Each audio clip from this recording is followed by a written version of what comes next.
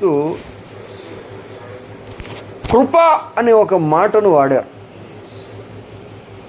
చాలా విషయాలు చెప్తూ చివరిగా ఈ మాట జ్ఞాపకం చేశారు. దేనిని నేను వ్యర్థము చేయను అంటే దేవుడిచ్చిన కృపను వ్యర్థం చేయను, నిరర్ధకం చేయను అంటే అర్థం కానిదిగాను, పనికిరానిదిగాను, ఉపయోగం లేనిదిగా, అవసరం లేనిదిగా నేను దీన్ని మాత్రం ఎంత మాత్రం చేయను. ఎందుకంటే అది దేవుడు ఇచ్చింది ఒకటి. ఆ ఇచ్చినది ఏమిటి అంటే కృప. కృప అనే పదానికి అర్థం ఏంటంటే అర్హత లేని వారికి దేవుడు ఇచ్చే ఆశీర్వాదం అనండి, క్షమాపణ అనండి, కనికరం అనండి, స్వస్థత అనండి, విడుదల అనండి, వరం అనండి. అర్హత లేకపోయినప్పటికీ ఇవ్వాలని దేవుడు అనుకొని ఎవరికి ఏది ఇచ్చినా అది కృపే. దేవుడు నాకు ఇచ్చిన కృప, ఒక్కొక్కరికి ఒక్కొక్క కృప బైబిల్ గ్రంథంలో ఉంది. ఎవరి కృప వారిది. కృప వెంబడి కృప కూడా ఉంది. అయితే నాకు ఇచ్చిన కృపను మాత్రం నేను వ్యర్థము చేయను, నిరర్ధకము చేయను. అపోస్తలుడైన పౌలుకు దేవుడిచ్చిన కృప ఏంటి? మొదటి విషయం. ఎందుకు దీని గురించి ఇంతగా మాట్లాడుతున్నాడు? తర్వాత మనకిచ్చిన కృపను మనం ఏం చేయాలి?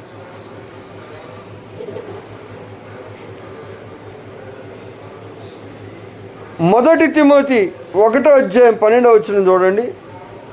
పౌలు గారికి దేవుడు ఇచ్చిన కృప ఏంటి అసలు? మొదటి తిమోతి 1:12. పూర్వము దోషకుడును హింసకుడును హానికరుడునైన నన్ను తన పరిచర్యకు నియమించి నమ్మకమైన వాణిగా ఎంచినందుకు నన్ను బలపరిచిన మన ప్రభువైన క్రీస్తు యేసుకు కృతజ్ఞుడనై ఉన్నాను. మొదటి తిమోతి 1:12. పూర్వము కృప గురించి మాట్లాడుతూ పౌలు గారు, నాకు దేవుడు ఏ కృప ఇచ్చాడో దాన్ని అయితే నేను వ్యర్థం చేయను, మీరు కూడా దయచేసి చేయకండి మీకు ఇచ్చిన దాన్ని అని జ్ఞాపకం చేసి ఆయన గురించి ఆయన ఏం చెప్తున్నాడు అంటే, పూర్వం ఇంతకు మునుపు దూషకుడను. ఎవరిని దూషించేవాడు? తల్లిదండ్రులను కాదు, సమాజాన్ని కాదు, సంఘాన్ని కూడా కాదు, మనుషులను కానే కాదు, సృష్టించిన దేవుణ్ణి దూషించేవాడు అంట. నోటికి వచ్చినట్టు మాట్లాడేవాడు, దేవుడు కాదు అనుకోని. నేను ఇంతకు మునుపు దూషకుడని, ఇష్టం వచ్చినట్టు దేవునికి చేశాను నేను. ఇంకా హింస కూడా పెట్టేవాడంట. హానికరుడు ఆయన, హాని కూడా చేశాను. దేవుడు నాకు ఇచ్చిన కృప ఏంటంటే అర్హత లేని నాకు ఏం అర్హత లేదు అని చెప్తున్నాడు. ఎందుకు అర్హత లేదు? ఎందుకు అర్హత లేదంటే అసలు మంచే లేదు దేవునికి నాకు మధ్య. ఇలా ఉన్న నన్ను దేవుడు ఏం చేశారంటే, ఏం చేశారు? తనకు అత్యంత ఇష్టమైన వాళ్ళకి ఇచ్చే పని, బహు ప్రీతిపాత్రులకు ఇచ్చే పని నాకు ఇచ్చాడు దేవుడు అని చెప్తున్నాడు. అత్యంత శత్రువైన నాకు వాస్తవానికి దేవుడు నన్ను ఏం చేయాలంటే కాల్చి అగ్నిలో పడేయాలి, బుద్ధి వచ్చేలాగా దేవుడు తగలబెట్టాలి. నన్ను ఏం చేసినా కానీ తప్పు కాదు. కానీ నాకు దేవుడు ఏం చేశారంటే పరిచర్యకు నియమించి నమ్మకమైన వానిగా ఎంచినందుకు నేను కృతజ్ఞుడనై ఉన్నాను. తనకు దేవుడిచ్చిన కృపను జ్ఞాపకం చేస్తున్నాడు. ఇంకో చోట చెప్తాడు, ఏం చేసేవాడంటే పౌలు గారు అపోస్తలుల కార్యములు 8వ అధ్యాయం, అపోస్తలుల కార్యములు 8వ అధ్యాయము 3వ వచనం చూడండి. 8:1 నుంచి కూడా చదవండి. 8వ అధ్యాయం 1, 2, 3 అపోస్తలుల కార్యములు. ఎందుకంటే దేవుడు కృప ఇస్తే ఏం చేయాలి? ఆ కాలమందు యెరూషలేములోని సంఘమునకు గొప్ప హింస కలిగినందున అపోస్తలులు తప్ప అందరూ యూదయ సమరయ దేశముల యందు చెదిరిపోయి భక్తిగల మనుషులు సైపను సమాధి చేసి అతనిని గూర్చి బహుగా ప్రాలాపించింది. సౌలైతే ఇంటింట చొచ్చి పురుషులను స్త్రీలను ఈడ్చుకుని పోయి చెరసాలలో వేయించి సంఘమును పాడు చేయుచుండెను. సౌలైతే అంటే ఆయన ఏం చేసేవాడు, దేవుడు ఏం చేశాడు అని చెప్పేదానికంటే ముందు ఆయన ఏం చేశాడో చెప్తున్నారు. సౌలైతే ఇంటింటొచ్చి వచ్చేవాడంట, అంటే ఇళ్లలోకి వెళ్ళేవాడు. ఇళ్లలోకి వెళ్ళి ఎవరైనా ప్రార్థన చేస్తుంటే వాళ్ళని ఈడ్చుకొచ్చేవాడు అంట ఇంట్లోంచి బయటికి. ఎవరిని చదవండి, ఇంటింటొచ్చి వచ్చి ఇళ్లలోకి దూరి పురుషులను స్త్రీలను కూడా, మగాయన అయినప్పటికీ ఆడవారిని కూడా ఆయన ఏం చేసేవాడంట, వాళ్ళ ఇంట్లో ప్రార్థన చేసుకుంటున్నా ఈయన ఒప్పుకోట్ల. ఎక్కడో బయటికి వెళ్ళి కాదు, రోడ్డు మీద చేస్తే ఎవడు పర్మిషన్ ఇచ్చాడు నీకు రోడ్డు మీద పెట్టడానికి, లేకపోతే మైకు పెడితే ఎవడు పెట్టాడు కాదు, ఎవరింట్లో వాళ్ళు చేసుకుంటున్నారు. ఎవరింట్లో వాళ్ళు చేసుకుంటుంటే పురుషులను స్త్రీలను ఏం చేసేవాడంట, ఈడ్చుకెళ్ళిపోతున్నాడంట రోడ్ల మీద పబ్లిక్గా. ఈడ్చుకుని పోయి జైల్లో పెట్టేదాకా ఊరుకునేవాడు కాదంట పౌలు గారు. మనం చూడండి ఆయన ఏం చేసేవారు, దేవుడు ఏం చేశాడు. చెరసాలలో వేయించి సంఘమును పాడు చేయుచుండెను. ఎక్కడ ప్రార్థన జరుగుతుందని తెలిసిన పరిగెత్తుకుంటూ అక్కడికి వెళ్ళి వాళ్ళను ఏదో ఒకటి పాడు చేసేదాకా ఆయనకి హ్యాపీగా ఉండేది కాదు. ఇంకా ప్రార్థన జరగనివ్వకుండా ఆపాలి. ఏం చేయాలి, ప్రార్థన అనేది జరగనివ్వకుండా ఆపాలి, దాన్ని ఆటంకం చేయాలి, బాధ పెట్టాలి, ఇలాగ చేయాలని చేస్తుండేవాడు. ఇలా చేసే వ్యక్తిని యేసుక్రీస్తు వారు ఏం చేశారంట, కృప చూపాడు నాకు అని చెప్తున్నాడు. అమ్మ అర్థం చేసుకోండి, అర్హత లేదు. ఏ స్థితిలో ఉన్నాడంటే ఎవరినైనా ముందు కొట్టాలి అంటే ముందు పౌలును కొట్టాలి దేవుడు. ఎలాంటి స్థితి, స్టెఫన్ అయితే రాళ్లతో కొట్టి చంపినప్పుడు ఆ రాళ్లతో కొట్టి చంపే వాళ్ళ బట్టల మీద మరకలు పడతాయని బట్టలు ఇప్పి పెడతారు. ఆ బట్టలకి కావలా ఉన్నాడు ఈయన, నా దగ్గర ఈ బట్టలు పెట్టి వెళ్ళండి మీరు చంపండి అని. ఇది పౌలు చేసింది. దానికి ప్రతిగా దేవుడు ఏం చేశారు, దేవుడు ఏం చేశారంటే ప్రధాన పాపినైన నన్ను దేవుడు కనికరించి అపరిమితమైన కృప చూపించాడని చెప్పాడు. ఏం చేశారంట, అపరిమితమైన కృప అంటే మాదిరిగా ఉండటానికి. దేవుని కృపకు నేను మాదిరిగా ఉండాలి, దేవుడు ఎంత కృప కలిగిన వాడనే విషయం లోకానికి వివరించాలని దేవుడు ఏం చేశారంట, బహు భయంకరమైన ప్రధాన పాపిని, అసలు మొట్టమొదట శిక్ష వేయవలసిన వ్యక్తిని దేవుడు ఏం చేశాడంట, బహుగా క్షమించి దర్శనమిచ్చి మాట్లాడి తెలియక చేసావు కనుక క్షమిస్తున్నా అని చెప్పి తన బలమంతా ఆయనకి ఇచ్చాడంట, అధికారం అంతా ఇచ్చాడంట. దేవదూతలు తోడున్నారు పౌలుకి, దేశాల మీద అధికారిగా పెట్టాడు పౌలుని. చరిత్రలో ఎవరికి చెప్పని మర్మాలు చెప్పాడు, ఆకాశానికి కూడా తీసుకెళ్ళాడు. ఈయన ఎందుకు 100 రోజులు ఉపవాస ప్రార్థన చేసాడని కాదు, చాలా చక్కగా నీతిగా ఉన్నాడని కాదు. అలాంటి వాళ్ళు చాలామంది ఉన్నారు. కానీ దేవుని కృపను చూపించాలంటే అలాంటి వాళ్లకు చూపెడితే కృప అనేది బయటికి రాదు.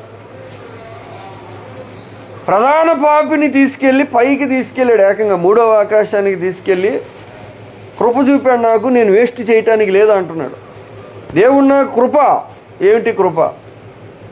ఇంత భయంకరమైన జీవితం జీవిస్తున్న నన్ను దేవుడు ఏం చేశారంటే క్షమించి కనికరించి 3వ ఆకాశానికి తీసుకెళ్ళి బైబిల్ మొత్తం అధిక భాగం ఆయనే రాశారు. దేశాలు మొత్తానికి ఆయనే అపోస్తలుగా నియమించబడ్డాడు. మర్మమైన సంగతి బయటికి తెచ్చాడు. దేవదూతలకు చెప్పని, భక్తులకు చెప్పని, మంచి వాళ్లకు చెప్పని, భయంకరమైన ద్వేషించిన పౌలు గారికి దేవుడు చెప్పారు. అది దేవుని కృప, ఇది దేవుడు నాకు ఇచ్చాడు అన్నాడు. దేవుడు నాకు ఇచ్చింది ఇది, కనుక నేనేం చేయాలి? మా కృప అంటే ఏంటి చెప్పండి? అర్హత లేని వారికి దేవుడిచ్చింది ఏదైనా, అది ఆరోగ్యం కానివ్వండి, ఆస్తి కానివ్వండి, కుటుంబం కానివ్వండి, అవకాశం కానివ్వండి, అర్హత లేని వాళ్ళకు దేవుడు ఇచ్చాడంటే అది కృపే. మిగతా వాళ్ళకు లేదు. మరి నాకెందుకు వచ్చింది? నాకు దేవుడు అదే కృప అంటున్నాడు. అయ్యా పౌలు గారు, మీరు ప్రార్థన చేస్తే మరి చనిపోయిన వాళ్ళు బతికారంట, మరి చాలామంది చేస్తే బ్రతకట్లేదు కదా అంటే అదే దేవుని కృప అంటున్నాడు. నీకెందుకు ఇచ్చాడు? నాకు అస్సలు అర్హత లేదు కాబట్టి నాకు ఇచ్చాడు. అస్సలు అర్హత లేదు కనుక ఇచ్చాడు. ఎందుకు? కృప అంటే ఏంటో నేను తెలుసుకోవాలి. ఆ కృపకు నేను సాక్షిగా ఉండాలి. ఆ కృపను నేను కనపరచాలి. ఆ కృప పొందేవారికి నేను మాదిరిగా ఉండాలి. అందుకు ఇచ్చాడు, ఆయన కనిపెట్టాడు. ఎందుకు ఇచ్చాడు నాకు? ఎందుకు ప్రేమించాడు దేవుడు? చాలామంది ఉన్నారు దేశంలో, భక్తిపరులు ఉన్నారు, నీతిమంతులు ఉన్నారు, ప్రార్థన చేసేవాళ్ళు ఉన్నారు. ఈయనకంటే ముందు ప్రార్థన చేసిన వాళ్ళు చాలామంది ఉన్నారు. అపోస్తలులే ఉన్నారు. అపోస్తలు 12 మంది. 12 మందిలో ఒక వ్యక్తి సాతాను చేతిలో పడిపోయి ఇస్కరియోతు యూదా జారిపోయాడు. ఆయనే యేసు ప్రభు వారిని అప్పగించి ఆయనకు తప్పు అనిపించింది. యేసు ప్రభు తప్పు అని అతనికి అనిపించింది. ఎందుకు అనిపించదో తెలియదు. కానీ యేసు ప్రభు వారిని అప్పగిద్దాం అని ఆయనే వెళ్ళి అప్పగించాడు. ఈ మాట యేసు ప్రభు వారు కూడా చెప్పారు. నన్ను ఒకళ్ళు అప్పగించబోతున్నారని చెప్పినప్పుడు శిష్యులు ఎవరు అప్పగిస్తున్నారో కనిపెట్టలేకపోయారు. ఎవరి గురించి మాట చెప్తున్నాడు? ఎవరు అప్పగించేది అంటే ఎవడు అప్పగిస్తున్నాడో తెలియకుండా ఉన్నాడు. అంటే ఇతను అప్పగిస్తాడని ఎవరికీ తెలియదు. అంటే అప్పటిదాకా అందరిలాగే ఉన్నాడు. సడన్గా ఏమైపోయిందంటే అతను అప్పగించాడు, మరలా బాధపడ్డాడు. కానీ దేవుని కృపను అతను తెలుసుకోలేకపోయాడు. అప్పగించి బాధపడి, అయ్యో ఈయన్ని కొడుతున్నారే, నా వల్ల ఇంత భయంకరమైన వేదన ఈయన కలిగింది అని బాధపడి, మీరు ఇచ్చిన డబ్బులు మీరు తీసుకోండి అన్నారు. వాళ్ళు మాకేం సంబంధం లేదు, మేము ఇచ్చాము, మాకు అయిపోయింది, ఇంకా మాకేం సంబంధం లేదని వాళ్ళు అన్నారు. ఆయన్నేమో కొడుతున్నారు, ఈయనేమో అది తీసుకోవటానికి మనసు రావట్లేదు, పడేశాడు. ఏం చేయాలో అర్థం కాక పోయి ఉరిపోసుకుని చనిపోయాడు. తర్వాత కింద పడితే పొట్ట పగిలి పేగులు బయటకు వచ్చినాయి అంట. ఆయన దేవుని దగ్గరికి వచ్చి క్షమాపణ అడుగుంటే ఏం జరిగేదో మనకు తెలియదు. కనుక దేవుడి కృప ఆయనకు మాత్రం అర్థం కాలేదు. దేవుని శక్తి చూశాడు, అధికారం చూశాడు, దేవుని జ్ఞానం చూశాడు, దేవుని అన్నీ చూశాడు, కృప చూడలేదు. ఇప్పుడు కృపను చూపించాలి. ఇతని ఉద్యోగం వేరొకటి తీసుకునుగా కానీ బైబిల్లో ఉంది కాబట్టి వీళ్ళు అందరూ ఏం చేశారంటే అపోస్తలు వాళ్ళు కూడుకొని 12వ వాడిని ఒకరిని పెట్టుకుందాం, ఎందుకంటే 12 మంది ఉండాలి, బైబిల్లో ఇతని ఉద్యోగం వేరొకటి తీసుకోవాలని ఉంది కాబట్టి అని వీళ్ళు ఒక మనిషిని ఎన్నుకున్నారు. ఫస్ట్ నుంచి యేసు ప్రభు వారితో ఉండి అన్నీ చూసి వీళ్ళతో పాటు ఉండి బాగా ఉన్న 2 వ్యక్తులను వాళ్ళు ఎన్నుకొని మళ్ళీ 2లో ప్రభువా నువ్వు ఎన్నుకోమని చీటీ వేశారు. మత్తి అనే ఒక ఆయన పేరు పడింది చీటీ. ఇది మనుషులు పెట్టుకున్నారు ఒక ఆయన అపోస్తలుగా. ఆయన పేరు మళ్ళా బైబిల్లో ఎక్కడ కనపడలా. ఎందుకంటే మనుషులు పెట్టుకున్నారు అపోస్తలుగా. ఆ 11 మందితో పాటు నిలవగలిగిన 12వ వ్యక్తి ఎవడో అర్థమవుతుందా? ఈ 12వ వ్యక్తి చాలా స్పెషల్. ఎందుకంటే 11 మంది వేరు, 12వ వాడు వేరు. ఇశ్రాయేలు అని పిలువబడిన యాకోబుకి 11 మంది సంతానం, 12వ వాడు ఒకడు ఉన్నాడు. 11 మంది ఎప్పుడు పుట్టారంటే యాకోబుగా ఉన్నప్పుడు పుట్టారు 11 మంది. యాకోబుగా ఉన్నప్పుడు పుట్టారు 11 మంది. యాకోబు దేవుని దగ్గరికి వచ్చి పెనుగులాడి ప్రార్థనలో యుద్ధం చేసి ఇశ్రాయేలుగా మారాడు. ఇశ్రాయేలుగా మారి దేవుడు చేయబెట్టి దీవించాడు. ఈ రోజు నుంచి నిన్ను దీవిస్తాను ఇలా అన్నాడు. ఆ దీవెన పొందిన తర్వాత పుట్టినోడు 12వాడు బెన్యామీన్. అర్థమవుతుంది. ఇప్పుడు 11 మంది యాకోబుగా ఉన్నప్పుడు పుట్టారు, 12వాడు ఇశ్రాయేలుగా ఉన్నప్పుడు పుట్టాడు. అర్థమవుతుంది మీకు? కనుక ఆ 12వ వ్యక్తి మీద కృప అధికంగా ఉంది. ఎందుకంటే యోసేపు 11వాడు. 11వాడైన యోసేపు రాజుగా వెళ్ళినప్పుడు 12వాడైన బెన్యామీన్ వచ్చినప్పుడు అందరికి ఇచ్చిన వంతు కంటే ఇతనికి 5 రెట్లు ఎక్కువ ఇస్తాడు. ఎందుకంటే 5 అనేది కృపకు సూచన. 5 అనేది కృపకు సూచన. 5 రెట్లు ఇచ్చాడు బెన్యామీన్కి. ఒకవేళ తమ్ముడు కనుక ఇచ్చాడా అనుకున్నాం, సొంత తమ్ముడు కదా, ఒక తల్లికి పుట్టారు వీళ్ళిద్దరు, మిగతా వారికి పుట్టారు కనుక ఒకవేళ ఇచ్చాడా అనుకున్నాం. కానీ ఇక్కడికి వచ్చాక ఆ 12వ వ్యక్తి నిజమైన రిప్లేస్మెంట్ ఎవరు అంటే అతనికి మారుగా ఇస్కరియోతు స్థానంలో 11 మందితో పాటుగా నిలవబడిన వ్యక్తి ఎవరంటే బెన్యామీను గోత్రానికి చెందిన అపోస్తలుడైన పౌలు. అక్కడ బెన్యామీను ఇశ్రాయేలుగా మారాక పుట్టాడు. ఇక్కడ అపోస్తలుడైన పౌలు తిరిగి లేచిన యేసు ప్రభు వారికి అపోస్తలు మారారు. హల్లెలూయా.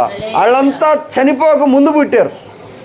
యేసు ప్రభు వారు ఇంకా సిలువ ఎక్కక మునుపు, ఆయన పునరుద్ధానుడు కాక మునుపు పుట్టారు ఆ 11 మంది.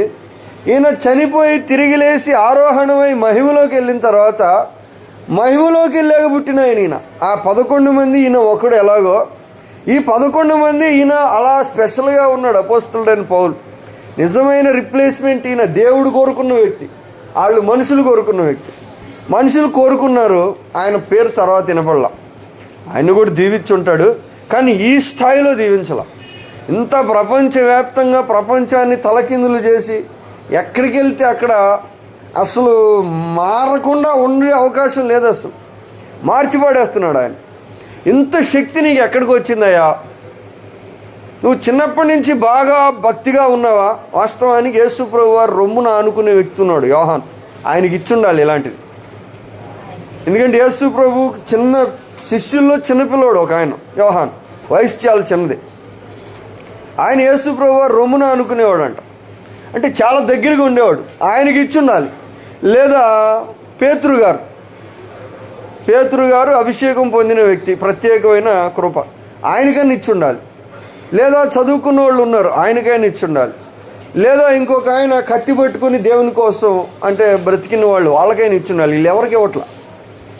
దేవుడు ఎవరిని కోరుకున్నాడు అంటే 11 మందితో పాటుగా తన కృప చూపించటానికి. ఎందుకంటే మనం రక్షణ పొందేది కృప ద్వారా. గ్రహించండి ప్రభునందు ప్రియులారా.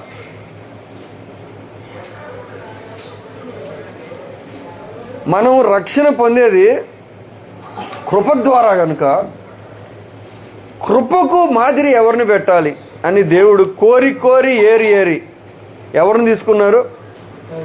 అర్హత లేని వారిని తీసుకొచ్చి అందలం ఎక్కించాడు. ఎందుకంటే ఎక్కిన వ్యక్తి మాదిరిగా ఉండాలి. అర్థమవుతుంది ఇప్పుడు? ఎవరైతే ఆ స్థానాన్ని తీసుకున్నారో వాళ్ళు ఏం చేయాలి? ఆ స్థానాన్ని ఆయనకి ఇచ్చిన వారిని ఏం చేయకూడదంటే వారిని తక్కువ కానివ్వకూడదు. అపోస్తలుడైన పౌలు ఏం చేశాడంటే చూడండి, 2 కొరింథీ 11 అధ్యాయం, 2 కొరింథీ 11 అధ్యాయం 23వ వచనం. 2 కొరింథీ 11:23. 11:23 2 కొరింథీ.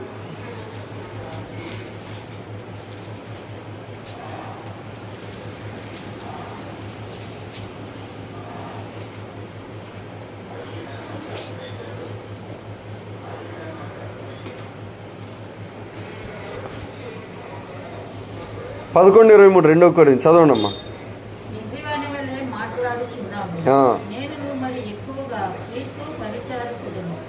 మరి విశేషముగా ప్రయాసపడుతుంది. మరి అనేక పర్యాయములు చెరసాలలో ఉంటుంది. అపరిమితముగా దెబ్బలు తింటుంది. అనేక మారులు ప్రాణాపాయములలో ఉంటుంది. యూదుల చేత 5 మార్లు ఒకటి తక్కువ 40 చాలు. అపోస్తలుడైన పౌలు తాను ఇప్పుడు జీవించే జీవితం, ఇప్పుడు ఏ జీవితం అయితే నేను జీవిస్తున్నానో ఆ జీవితాన్ని ఇలా ఎందుకు జీవిస్తున్నానని కారణం చెప్పాడు. ఇలా ఎందుకు జీవిస్తున్నానంటే, ఇలా కానీ నేను జీవించకపోతే కృపను నిరర్ధకం చేసినోడు అవుతాను. దేన్ని నిరర్ధకం చేసినోడు అవుతాను? అయ్యా నువ్వు ఇంత చదువుకున్నావు కదా, చదువుకు తగిన ఉద్యోగం చేయొచ్చు కదా. పౌలు బాగా చదువుకున్నాడు, మామూలు వ్యక్తి కాదు. కానీ చదువుకు తగిన ఉద్యోగం చేయట్లా. ఎందుకని? అలాగాని నేను చేస్తే కృపను నిరర్ధకం చేసినోడిని అయిపోతాను. నువ్వు బాగుండొచ్చు కదా, బాగా నేనుంటే కృప నిరర్ధకం చేసినోడిని అయిపోతాను. దేవుడు నాకు ఇచ్చిన కృప ఏమిటి? కృప ఏమిటంటే అర్హత ఏమీ లేకపోయినప్పటికీ అర్హత కలిగిన వారికంటే ఎక్కువగా నన్ను దేవుడు ఆశీర్వదించారు. జీవంతో నింపాడు, దేవుడు నిండిపోయాడు ఆయనలో, అపోస్తలుడైన పౌల్లో. రాజులకు వాక్యం చెప్పేవాడు ఆయన, మాంత్రికులను మార్చేసేవాడు ఆయన, విడిపించేవాడు ఆయన అందరిని. బహు దీవెనగా ఉన్నాడు ఆయన లోకానికి. ఎందుకంటే నేను దేవుని కృపకు మాదిరిగా ఉండాలి. కృప అంటే అర్హత లేని నాకు దేవుడు ఇచ్చాడు కనుక ఈ కృపను అర్థం చేసుకునే వాళ్ళు బహు ఘనంగా ప్రవర్తించారు ప్రభునందు ప్రియులారా. ఒక ధనవంతుడైన యవ్వనస్తుడు ఉండేవాడు. అది చిన్నప్పటి నుంచి చర్చికి వెళ్ళి ప్రార్థన చేసేవాడంట, తల్లిదండ్రులకు లోబడేవాడంట, ఏమి వాక్య బైబిల్ ప్రకారం చేసేవాడంట. యేసు ప్రభు వారి దగ్గరికి అతను వచ్చాడు. నిత్య జీవం పొందడానికి నేనేం చేయాలంటే బైబిల్ ఏముంది అన్నాడు. ఆ బైబిల్ ఇవి ఉన్నాయి, నేను చేస్తున్నానంటే చిన్నప్పటి నుంచి చేస్తున్నా అన్నాడు. ఇంకొకటి తక్కువ ఉంది నీకు అన్నాడు. ఒకే ఒకటి తక్కువ ఉంది, నీవు పరిపూర్ణుడు ఒకటకు కోరిన ఎడల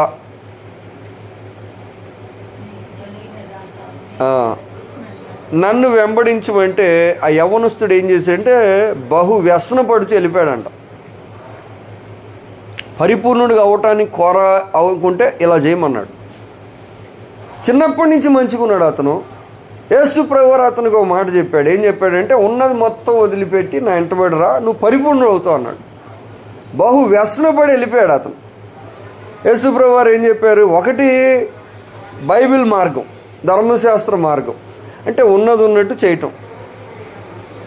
ఇతనికి దేవుడు ఆ మాట ఎందుకు చెప్పారంటే అతని మనసు నిజంగా దేవుని మీద ప్రేమ ఉందా లేదా, నిజంగా ప్రేమ ఉందా లేదో పరీక్షించడానికి అడిగాడు దేవుడు. వదిలిపెట్టి వస్తావా అని.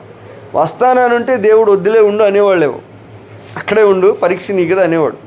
ఎందుకంటే అబ్రహాముని అడిగాడు, కొడుకు ఇస్తావా అని. ఇస్తానన్నప్పుడు అక్కర్లేదు, నేనే నీకు ఆకాశ నక్షత్రాలాగా బిడ్డలు ఇస్తాను, కాబట్టి పరీక్ష చేశాను, నువ్వు తీసుకోవటానికి అర్హత ఉందా లేదా అని చెప్పారు కనుక అతనితో అలాగే చెప్పేవాళ్ళు ఏదో ఒకటి అలాంటిది. అతను తొట్టుపడ్డాడు అక్కడ. అప్పుడు శిష్యులు ఏమడిగారంటే యేసుప్రభు వారు చెప్పారు, ధనవంతుడు పరలోక రాజ్యంలో ప్రవేశించుట కంటే ఒంటె సూద బెజ్యంలో ప్రవేశించుట తేలిక అన్నాడు. అప్పుడు వీళ్ళు ఆశ్చర్యపోయారు. అయ్యా, బైబిల్ ప్రకారం ధనం దేవుడిచ్చిన ఆశీర్వాదం కదా, మరి ధనవంతుడే వెళ్ళకపోతే ఎవరు వెళ్తారు? అప్పుడు యేసుప్రభు వారు వెంటనే జక్కయ్య అనే ఒక వ్యక్తి దగ్గరికి వచ్చాడు. జక్కయ్య సుంకపు గుత్తదారుడు, చెట్టు మీద ఉన్నాడు. అంటే భయంకరమైన పాపి అని అందరికీ తెలుసు, బహుధనవంతుడు. చూడండి బాగా ఏం జరిగింది. బహుధనవంతుడు అనమాట. అంటే ఇంతకుముందు ఎవరైతే యేసు ప్రభువుని వద్దన్నారో వాడికంటే 10 రెట్లు ధనవంతుడు ఈయన. ఆ ప్రాంతం మొత్తానికి జమీందారు, సుంకపు గుత్తదారుడు అంటే జమీందారు. రోమా చక్రవర్తి దగ్గరికి వెళ్ళి ఈ ప్రాంతం మొత్తం నేను పన్ను వసూలు చేస్తానని ముందే డబ్బులు కట్టేసి వస్తాడు, కోట్లు. ఒక 20 కోట్లు కట్టొచ్చాడు అనుకోండి, 20 కోట్లు ఇక్కడ వసూలు చేసుకునే అధికారం ఉంటుంది. కాబట్టి పోలీసులను పెట్టుకుని దొరికినంత పన్నేస్తాడు. నువ్వు కట్టాల్సిందంటే కట్టాలి, లేకపోతే కొట్టి జైల్లో పెడతారు. అడిగేవాళ్ళు. ఎందుకని? అధికారం ఎవరిచ్చారు? చక్రవర్తి ఇచ్చాడు. ఆ ప్రాంతం మొత్తానికి సుంకపు గుత్తదాడు ఆయన. నీతి న్యాయం ఏమి లేదు, వాడికి డబ్బే మొత్తం, లేదంటే కొడతాడు. అలాగే డబ్బులు తీసుకునే వ్యక్తి యేసు ప్రభు వారు మీ ఇంటికి నేను రావాలన్నాడు. మీ ఇంటికి రావాలంటే గబగబా దిగి వచ్చాడు. ఆయన ఊహించలా మా ఇంటికి వస్తాడు. అసలు ఈయన యేసు ప్రభుని చూద్దాం అనుకున్నాడు, కానీ యేసు ప్రభు నన్ను చూస్తాడు అనుకోలేడు. ఈయన వచ్చి మీ ఇంటికి చూడటమే కాదు, మీ ఇంటికి వస్తాను నేను అన్నాడు. పదా అని ఇంటికి వెళ్ళాడు. ఇంట్లో పోయి నించోగానే జనాలంతా యేసు ప్రభు మీద ఫైర్ అయిపోయారు. ఇంతమంది మంచి మంచి వాళ్ళు, భక్తిపరులు, నీతిమంతులు ఎంతమంది ఉంటే ఈయనకి దుర్మార్గుడే దొరికాడా, ఈ పనికిమాలినోడే దొరికాడా, ఈయన అసలు ఎంత బాధ పెట్టాడు జనాల్ని, ఎంత ఇబ్బంది పెట్టాడు, రూపాయి కూడా తగ్గించడు, ఏడిచినా వదిలిపెట్టడు, కాళ్ళు పట్టుకుని వదిలిపెట్టడు, అసలు ఆరోగ్యం బాగాలేదయ్యా అని వదిలిపెట్టడు, మేము అప్పుల్లో ఉన్నామయ్యా అని వదిలిపెట్టడు, ఇంత దుర్మార్గుడు ఈయన ఇంటికి ఎందుకు వెళ్ళాడు అనుకుంటున్నారు వాళ్ళు. యేసు ప్రభు ఏం మాట్లాడాల, పోయి ఇంట్లో నించున్నాడు అంతే. జనాలేమో యేసు ప్రభు ఇతని దగ్గరికి వచ్చాడని చెప్పి వాళ్ళకి నచ్చట్లా, ఆయన్ని కొట్టి తిట్టి ఇచ్చి అంటే వీళ్ళకి హ్యాపీగా ఉండేది. బాగా బుద్ధి చెప్పాడు యేసు ప్రభు, మంచిగా అయింది, వీడికి అంతే చెప్పాలి, లేకపోతే ఆడు ఎలాంటివాడు, అసలు జాలి దయ కనికరం లేని వ్యక్తి, అసలు వీడు అసలు ఎంత అని వీళ్ళకి చాలా హ్యాపీగా ఉండేది. కానీ అలాగంట్లా వాళ్ళ ఇంటికి వెళ్ళాడు. ఇంటికి వెళ్ళేటప్పటికి జనాలుగా అసలు నచ్చలా యేసు ప్రభు వారు. కరెక్ట్ కాదు, తప్పు చేశాడు ఏమైనాను, యేసు ప్రభు మాత్రం ఈతని దగ్గరికి వెళ్తాం తప్పే అన్నాడు. అమ్మ అయితే ఏం జరిగిందంటే ఒక్క మాట కూడా మాట్లాడలేదు, గినండి బాగా. యేసు ప్రభు ఏం మాట్లాడాల, ఇంటికి వెళ్ళి నించున్నాడు. అతను ఏమన్నాడంటే, జక్కయ్య సగం ఇచ్చేస్తున్నా అన్నాడు స్పాట్లో. ఆయన్ని డబ్బులు ఎవరు వదిలిపెట్టరా అంటాడు, వదిలిపెట్టలా. చెప్పాడుగా, ఇతనికి ఏం చెప్పాడు, ఇతనికి ఏం మాట్లాడాల, ఏం మాటే చెప్పలేదు, అసలు పోయాడు అంతే ఇంట్లోకి. అయ్యా సగం స్పాట్ ఇచ్చేసాను ఇప్పుడే అన్నాడు. ఎంతో ఆడికే తెలియాలి, జమీందారికి ఎంత ఉంటుంది మీరు ఆలోచన చేయండి. ఇంకా ఎంత దోచేసుకుని ఎంత పెట్టేసుకున్నాడో తెలియదు. స్పాట్లో సగం ఇచ్చేస్తున్నా ఇప్పుడు అన్నాడు. మళ్ళీ ఏమన్నాడు, ఎవరి దగ్గర అయితే అన్యాయంగా నేను తీసుకున్నానో 4 రెట్లు చెల్లిస్తాను, 4 ఎంతంట, 100కి 300 కలిపిస్తాను నేను, 400 ఇస్తాను అన్నాడు స్పాట్. ఎందుకు అలా మారాడంటే ముందు వీళ్ళు ఒక ప్రశ్న అడిగారు, ఎవడెళ్తాడు పరలోకానికి, ధనవంతుడు వెళ్ళకపోతే మరి ఎవడెళ్తాడు? అతనికంటే 10 రెట్లు ధనవంతుడు ఒకరిని తెచ్చి నించోబెట్టి కళ్ళ ముందు చూపించాడు, ఇదిగో కృప అంటే ఇది, మనుషులకు అసాధ్యమే కానీ దేవునికి సమస్తము సాధ్యమే. కృప అంటే అదే. అస్సలు పరలోకానికి వెళ్ళటానికి అర్హతే లేని వాడు జక్కయ్య, ఖచ్చితంగా వెళ్ళాల్సిన అర్హత ఉన్నోడు ఆ ముందు వచ్చినోడు. కానీ అతనికి కృప అనేది తెలీదు, ఇతని కృప అనేది తెలిసిపోయింది. ఎందుకు ఇచ్చావు డబ్బులు, 30 సంవత్సరాలు 35 సంవత్సరాలు కష్టపడి సంపాదించాడు, ఎన్ని శాపనార్థాలు పెట్టారో అన్ని, ఎంతగా తిట్టిపోసారో, ఎంత అసహించుకున్నారో అది దులుపుకుంటాడు, ఆ లెక్కే లేదు. ఏడిత్యాడవని సత్యసావని ఉంటే ఉండి పోతే పోని అంటాడు. అడగా పట్టించుకోడు అసలు. ఆయనకేం కావాలి, పోయేవాడు పోతాడు, ఉండేవాడు ఉంటే వాళ్ళే కడతారు, వేసేరా అంటారు జైల్లో తీసుకెళ్ళి పెట్టేవాడు. అలాంటి వ్యక్తి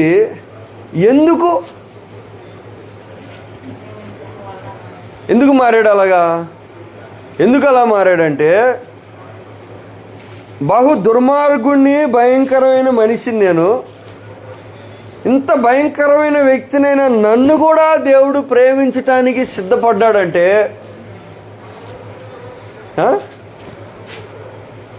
ఈ ప్రేమని నేను నిరర్ధకం చేయకూడదు. ఇంత భయంకరంగా బతికిన తర్వాత కూడా నన్ను దేవుడు ప్రేమిస్తున్నాడు. అందరూ ద్వేషించారు. భార్య కూడా చెప్పుంటుంది, ఎందుకయ్యా నీకు డబ్బు ఎంత కావాలి, నీకు చాలదా ఇంత డబ్బు, ఇంకా ఎందుకు జనాలు నిసిగించి బాధలు పెడతావు, ఎందుకు వాళ్ళని ఊరికే ఇది చేసుకుంటావు అంటే, నీకేం తెలియదు పో అంటాడు. అందరూ చెప్పిన ఇంట్లో ఎవరు చెప్పినా ఇండో చర్చికి వెళ్ళడు. ఎందుకంటే చర్చికి వెళ్తే వాళ్ళు ఏదో చెప్తారు, వాడి ముఖం వాడు అంతే చెప్తాడు, వాడికేం తెలుసు అంటాడు, వీడికేమి తెలుసు అంటాడు. ఇక అసలు అలాంటి వ్యక్తి యేసు ప్రభు నా దగ్గరికి వచ్చాడు కాబట్టి ఇంతమంది ఉంటే నేను ఇలా ఉండటం ఇంకా కరెక్ట్ కాదు. దేవునికి స్తోత్రం.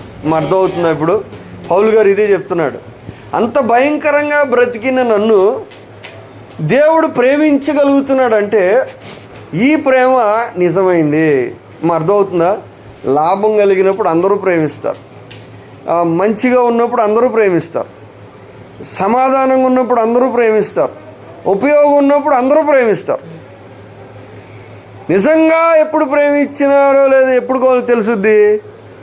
నష్టంలో కూడా ఉంటే, కష్టంలో కూడా ఉంటే, గాయంలో కూడా ఉంటే, రక్తం కారేలాగా అవతలోళ్ళు చేసిన యేసుప్రభు అంతేగా చేశాడు. ఆ దొంగోడు కూడా మైండ్ పోయింది అడిగి, విపరీతంగా కొట్టి రక్తం కారేలాగా. అసలు వాళ్ళిద్దరిని మామూలుగానే కొట్టారు, ఈయన ఎక్కువ కొట్టారు. ఎందుకంటే వాళ్ళు దొంగలు కాబట్టి వాళ్ళు కాముకున్నారు. ఈయనేమో నేను దేవుడిని అన్నాడు, వీడు దేవుడు అంట అని చెప్పి ఎక్కువ కొట్టారు నాలుగు. అసలు వీడు దేవుడిని మొత్తం కారిచేద్దాం, ఇప్పుడు లోపల నుంచి దేవుడిని కారిచేద్దాం బయటకని కొట్టి కొట్టి కొట్టి కొట్టి వాడు చూస్తూ ఉన్నాడు.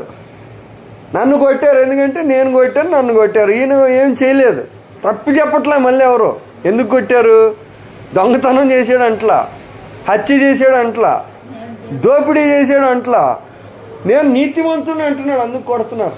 పాపం లేనివాడిని అంటున్నాడు, దేవుడిని అంటున్నాడు, అందుకని కొడుతున్నాడు. అదే తప్పు అంట. నువ్వు మనిషివై దేవుడిని అంటావా అని చెప్పి విపరీతం కొట్టారు. వాడు చూశాడు, పైగా తిన్నాడుగా. చూస్తే తెలుసుద్దా? చూస్తే తెలీదు. కొరడా దెబ్బ చూస్తే ఏం తెలుసుద్ది? కొట్టించుకున్నవాడికి తెలుసుద్ది ఆ దెబ్బ ఏంటో విలువ. వీడి ఈపు మొత్తం చీల్చి పడేశారు. ఆయన ఎముకలకు తగిలేలా కొట్టారు. ఆడికి తెలిసిపోయింది, ఎవరు నాయన ఆయన ఏం రెట్ట కొడుతున్నారు. వీడికి తిని ఉన్నాడు కదా, వీడికి తెలుసు ఆ దెబ్బ ఏంటో. చూసేవాడికి ఏం తెలుసు? తెలీదు. తినేవాడికి తెలుసు ఆ దెబ్బ తగిలితే ఎంత బాధ, ఎంత భయంకరంగా ఉంటుందో తెలిసి ఈ బాధకి రియాక్షన్ ఎలాగివ్వాలో ఆడికి తెలుసు.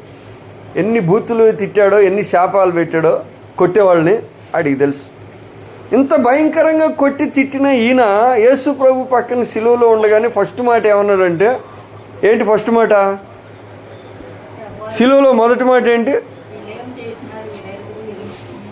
ఫస్ట్ మాట అది.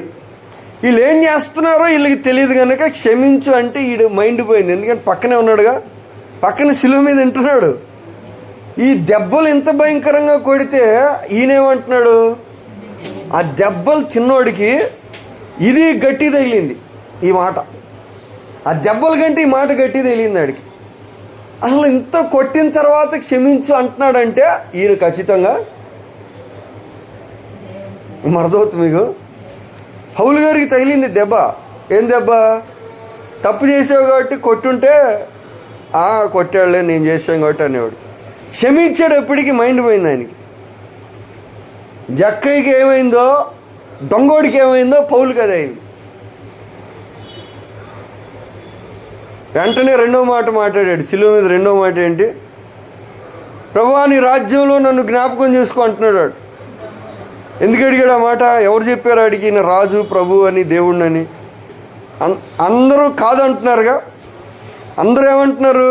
ఈయన దుర్మార్గుడు, ఈడు మోసగాడు, దయ్యం పట్టినోడు, అది భయంకరమైన అది ఇది అని 100 మాటలు చెప్పారు. ఎన్ని అన్నారో తెలియదు. అసలు పుస్తకం రాయొచ్చు యేసు ప్రభు వాళ్ళు అన్న మాటలు అయ్యి వింటున్నాడు. కానీ ఈయన రక్షకుడు అని ఆడికి తెలిసిపోయింది. ఎలా తెలిసింది? ఆ దెబ్బ తిన్నోడిగా దెబ్బ బాధ తెలుసు కాబట్టి ఇన్ని దెబ్బలు కొట్టిన తర్వాత ఈయన ఈ మాట అన్నాడంటే ఈయన మామూలోడు కాదు. ఆ మాట వాడికి అర్థమైపోయింది. ప్రభువా నన్ను కూడా గుర్తు చేసుకో నువ్వు అన్నాడు. ఎందుకంటే నేను ఎవరిని? నేను ప్రధాన పాపిని. నువ్వు క్షమించగలవు, నువ్వు క్షమించగలవు. నన్ను ఎవడు క్షమించలేడు, నన్ను ఎవడు రక్షించలేడు, నన్ను ఎవడు ప్రేమించలేడు, నన్ను ఎవడు కూడా బాగు చేయలేడు, నన్ను ఎవడూ అర్థం చేసుకోలేడు, నన్ను ఎవరు కూడా వాడుకోగలరు. నేను దొంగతనం చేసి తీసుకెళ్తే నాతో పాటు తోడి దొంగలు వాళ్ళు కొంత పంచుకోగలరు, పోలీసులు కొంత తీసుకోగలరు, ఇంట్లో వాళ్ళు కొంత తీసుకోగలరు. సరే ఎట్లో గట్ల తెచ్చావులే అన్నట్టుగా. కానీ నన్ను బాగు చేయగలిగింది ఎవడూ లేడు. నువ్వు నన్ను ఏం చేయాలి? పౌలు గారు అంటున్నాడు ఇప్పుడు అదే మాట. కృపను నేను నిరోధకం చేయను. అలాగని నేను చేస్తే కృపను నిరర్థకం చేయకుండా ఉండాలంటే ఏం చేయాలి? ఇప్పుడు ఏం చేయాలి? కృప అంటే అర్హత లేని వాళ్ళకి దేవుడు ఇచ్చింది. చాలామందిని బాగు చేశాడు. ఒక్కడు వచ్చాడు, 10 మంది కుష్ఠరోగులను బాగు చేస్తే 10 మంది, ఒకడు సమరయుడు, 10 మంది ఎవరో తెలియదు, ఇశ్రాయేలీలు కూడా ఉండుంటారు. 10 మంది కుష్ఠరోగుల్ని బాగు చేస్తే ఒక్కడే వచ్చాడు. అందరూ బాగయ్యారు. ఎలా బాగయ్యారంటే వాళ్ళు కుష్ఠరోగంతో ఉన్నప్పుడు ధర్మశాస్త్రం రూల్ ఏంటంటే అసలు ఊర్లో అడుగు పెట్టకూడదు. వాళ్ళు ఇంకా చాలా ఉన్నాయి, బయట జాగ్రత్తగా ఉండాలి అందరూ, అది ధర్మశాస్త్రం. అస్సలు దేవాలయంలో అడుగే పెట్టకూడదు, ఊర్లోకి అడుగు పెట్టకూడదు. ఊర్లో అతి పవిత్రమైనది దేవాలయం, దాంట్లో అస్సలు అడుగు పెట్టకూడదు. యేసు ప్రభువారు మమ్మల్ని కనికరించండి అన్నప్పుడు ఈయన ఏమన్నాడంటే మీరు వెళ్ళి యాజకునికి కనపడండి అన్నాడు. అంటే ఎక్కడికి వెళ్ళమంటున్నాడు? ఊర్లోకి వెళ్ళి దేవాలయంలోకి వెళ్ళి యాజకునికి కనపడండి అన్నాడు. రూల్ ఏంటి? అసలు ఊర్లో అడుగే పెట్టకూడదు, దేవాలయంలో అస్సలు అడుగు పెట్టకూడదు, చంపేస్తారు వాళ్ళు. ఎందుకంటే అపవిత్రపరుస్తున్న వాళ్ళు, ధర్మశాస్త్రం అది ఆ రోజుల్లో. యేసు ప్రభువారు వెళ్ళమన్నాడు. వీళ్ళు ఏం చేశారంటే వెళ్ళారు. బైబిల్లో ఏముందంటే వెళ్ళుచుండగా బాగుపడిరి. అమ్మ ఎప్పుడు బాగుపడ్డారు? బాగుపడ్డాక వెళ్ళారా, వెళ్తుంటే బాగుపడ్డారా? అంటే వాళ్ళకి విశ్వాసం ఉందా లేదా? అంటే చూడండి, అందరికీ విశ్వాసం ఉంది కానీ కృతజ్ఞత మాత్రం అర్థమవుతుందా? అందరికీ విశ్వాసం ఉంది దేవుని మీద, మాట నమ్మారు, వెళ్ళారు, వెళ్తుంటే బాగయ్యాక కృతజ్ఞత మాత్రం 9 మందికి లేదు, ఒకడికే ఉంది. తిరిగి వచ్చాడు. ఎందుకు తిరిగి వచ్చాడు? పైగా సమరయుడాడు. అసలు మేలు ఏమీ చేయకుండా ఉండవలసింది అతనికే. నాకు మేలు చేశాడు కాబట్టి నేనేం చేయాలి? దేవుడిచ్చిన స్వస్థత, ఆయన చూపిన కృప, ప్రేమించి ఇచ్చాడో జాలిపడిచ్చాడో ఏం చేసి ఇచ్చాడో కానీ అది కృపచేతనే ఇచ్చాడు. నాకు అర్హత లేదు కాబట్టి నేనేం చేయాలి? ముందు ఈయన దగ్గరికి రావాలని ఒకడు తిరిగి వచ్చాడు, 9 మంది రాలేదు. యేసుక్రీస్తు వారి జీవితాన్ని చూశారు చాలామంది, యేసు ప్రభువులు మేలు పొందారు. కానీ పౌల్లాగా ఎవడు ప్రేమించలా దేవుణ్ణి. మా చదివారుగా ఏం రాశాడో, ఎన్ని విషయాలు రాశాడంటే 2 కొరింథీ 11 అధ్యాయం 2 కొరింథీ 11 అధ్యాయం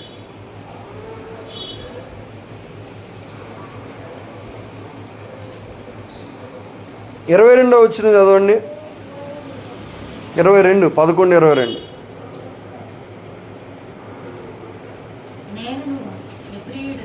వారు హెబ్రీలా, నేనును హెబ్రీయుడనే. వారు ఇశ్రాయేలీలా, నేనును ఇశ్రాయేలునే. వారు అబ్రహాము సంతానమా, నేనును అట్టివాడనే. వారు క్రీస్తు పరిచారకులా, నేనును మరి ఎక్కువగా క్రీస్తు పరిచారకుడును. వాళ్ళు నేను సమానమే, అందుట్లో ఏం తేడా లేదు అంటున్నాడు.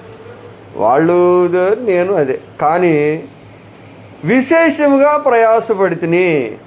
ఏం చెప్తున్నాడు? వాళ్ళు పడిన దానికంటే 10 రెట్లు ఎక్కువ కష్టపడుతున్నాను నేను దేవుని కోసం. ఎందుకు ఇంత కష్టపడుతున్నావు?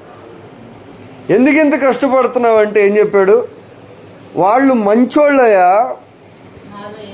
వాళ్ళు నీతిమంతులు, వాళ్ళు కరెక్ట్గా బతికారు, వాళ్ళను దేవుడు ప్రేమించటం పర్వాలేదు, నన్ను ప్రేమించటం మాత్రం మామూలు విషయం కాదు.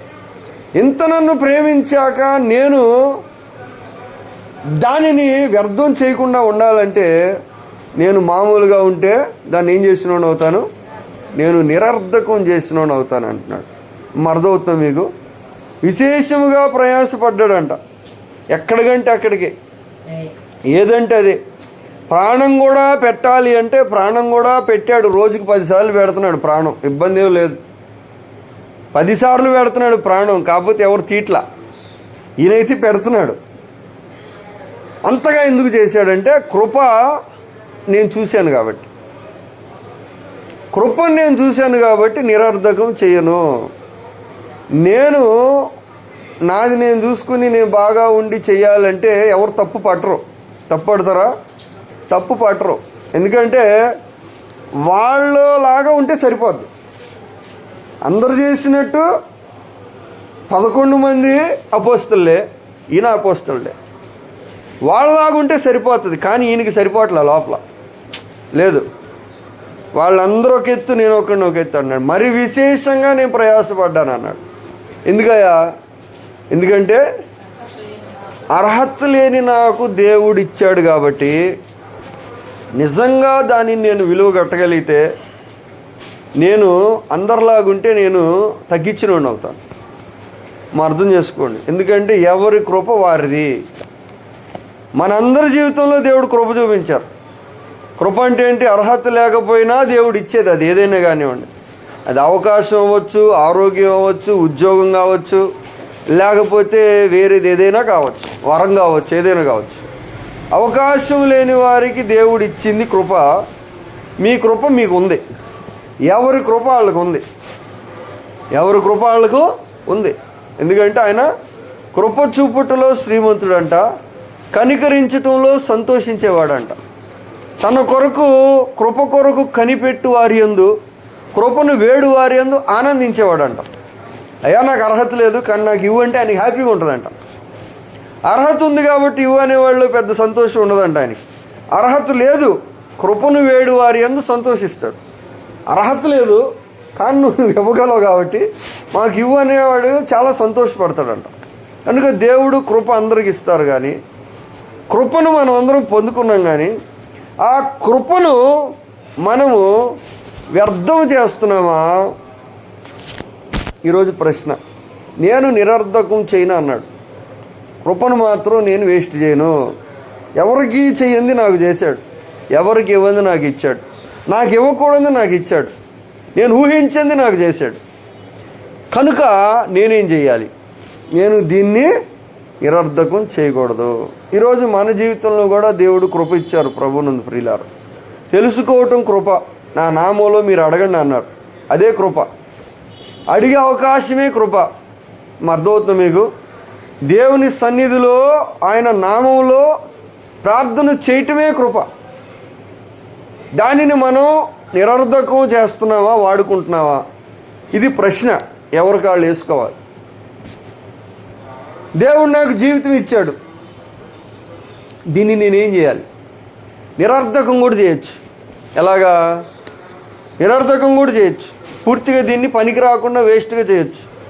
అంటే దేవునికి ఇచ్చిన దేవునికి పనికి రాకుండా నేను చేయొచ్చు, ఇచ్చిన దేవునికి పనికి వచ్చేలాగా కూడా నేను చేయొచ్చు. ఏదైనా కానీ, అది ఉద్యోగం కానివ్వండి, అది ఆరోగ్యం కానివ్వండి, అది వరం కానివ్వండి, లేక ఏదైనా కానివ్వండి. ఈయనైతే నేను నిరర్ధకం చేయను అన్నాడు. ఎందుకంటే ఆయనకు అర్థమైపోయింది ఇది చాలా విలువైంది, ఇది సాధారణమైంది కాదు. సాధారణమైంది కాదు కృప అనేది. న్యాయం కంటే కృప చాలా గొప్పది. అర్థమవుతుందిగా మీకు? న్యాయం కంటే కృప చాలా గొప్పది. ఎందుకంటే కృప అన్యాయంగా దొరికేది.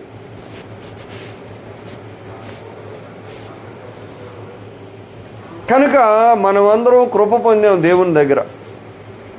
ఎవరు కృప వాళ్ళది ఇచ్చాడు. ఇంకా కృప వెంబడి కృప కూడా ఇస్తానన్నాడు. దేవుడు అపరిమితమైన కృపను ఇచ్చేవాడు. కొలత ఏమి లేకుండా ఇస్తాడంట. కొలత కూడా ఉండదు. దయ్యాలు ప్రార్థన చేస్తే కూడా విన్నాడు. అర్థం చేసుకోండి ఏం చేశారు? దురాత్మలు బహు భయంకరమైన సమస్యలు పుట్టిస్తాయి భూమి మీద. మొత్తం నాశనం చేస్తాయి, చీకటి. కానీ యేసు ప్రభు వచ్చినప్పుడు, అయ్యా మేము పందుల్లోకి వెళ్తామని ప్రార్థన చేస్తే సరే వెళ్ళండి అన్నాడు. వాటి ప్రార్థన కూడా విన్నాడు. కృప అనేది ఉంది. సాతాను అప్పుడప్పుడు పోయి పర్మిషన్ తెచ్చుకుంటాడంట. బాబా నేను వస్తాను, కాసేపు నీతో వాదిస్తాను అంటే రమ్మంటాడు. పర్మిషన్ తెచ్చుకుంటాడు. పలానోళ్ళని శోధిస్తానంటే శోధించి అంటాడు. కృప చూపేవాడు దేవుడు. మారతానంటే ఖచ్చితంగా క్షమించేవాడే సాతాన్ని. కానీ సాతాను అలాగ అంటం లేదు. కృప ఎంత చూపించినా నిరర్ధకం చేస్తున్నారు. చాలామంది కృప చూపించినా నిరర్ధకం చేస్తున్నారు. కొంతమంది వాడుకుంటున్నారు. నిరర్ధకం చేసేవాళ్ళు ఉన్నారు, వాడుకునేవాళ్ళు ఉన్నారు. అంటే విలువలేందిగా చేసేవాళ్ళు ఉన్నారు, విలువ కలిగిందిగా ఇచ్చేవాళ్ళు ఉన్నారు. పౌలు గారు కృపను నిరర్ధకం చేయను అన్నాడు. మన జీవితంలో కృప మనం పొందాం. కృప అంటే అర్హత లేని వారికి దేవుడు ఇచ్చింది ఏదైనా కృపే. మనకేమి ఇచ్చాడో మీకే తెలుసు. మనకేం అర్హత ఉంది, మనకేమి ఇచ్చాడు, ఇది మనకు తెలుసు. ఇప్పుడు దీనిని మనం ఏం చేయాలి? కృపను నిరర్ధకం చేద్దామా, కృపను వినియోగపరుచుకుందామా? ఎప్పుడు వినియోగపరుచుకున్నట్టు? అవకాశాన్ని నేను బాగా వాడుకుంటే. అవకాశం ఇచ్చాడు, ఉదాహరణకి అవకాశం ఇచ్చాడు ఒక ఆయనకి, ఏదో కోరిక ఉంది చేయాలని, కానీ చేయటానికి ఆయన కోరిక తీర్చుకునే అవకాశం లేదు. చాలా రోజుల తర్వాత ఇక పూర్తిగా ఏమి లేదు అన్నప్పుడు అది చేర్చే అవకాశం వచ్చింది అనుకోండి, అప్పుడు ఏం చేయాలి? అప్పుడు దానికోసం నేను బాగా ప్రయాసపడితే వాడుకున్నట్టు. పడలేదనుకో, అప్పుడు ఇచ్చిన వాళ్ళు ఇచ్చి వేస్ట్ అయిపోద్ది, అంతే కదా. నేను ఏదో చేద్దాం అనుకుంటున్నా, ఆయన చేయటానికి డబ్బు లేదు, చేసే జ్ఞానం లేదు, లేకపోతే చేయటానికి పరికరాలు లేవు, చేయడానికి ఏమీ లేవు. ఇలా ఉన్న పరిస్థితిలో ఇచ్చారనుకోండి, సరే ప్రేమించి అన్నీ ఇచ్చి చెయ్యి నువ్వేం చేస్తావు అన్నారు అనుకో, దానిని బాగా చేస్తే నేను వాడుకున్నట్టు. బాగా చేయకుండా ఇచ్చిని మొత్తం పగలగొట్టాను అనుకో, ఇచ్చిని మొత్తం చెడగొట్టి పగలగొట్టాను అనుకో, ఏం చేసినట్టు? నిరర్ధకం చేసినట్టు. కనుక రక్షణ, దేవుని నీతి, దేవుని కుమారులు కుమార్తెలని పిలిపించుకునే పిలుపు, దేవుని శక్తిని పొందుకునే అవకాశం, దేవుని శక్తిని ప్రేమను పంచే అవకాశం, ఇదంతా దేవుడిచ్చిన కృపే. కనుక దీన్ని మనం ఎంత వాడుకుంటే అంత మనం ఉపయోగించుకున్నట్టు, వాడుకోకపోతే నిరర్ధకం అయిపోయినట్టు. కనుక ఈ సమయంలో ఒక తీర్మానం తీసుకుందాం. ప్రభునందు ప్రియులారా, కృప చూపాడు అర్హత లేకపోయినప్పటికీ.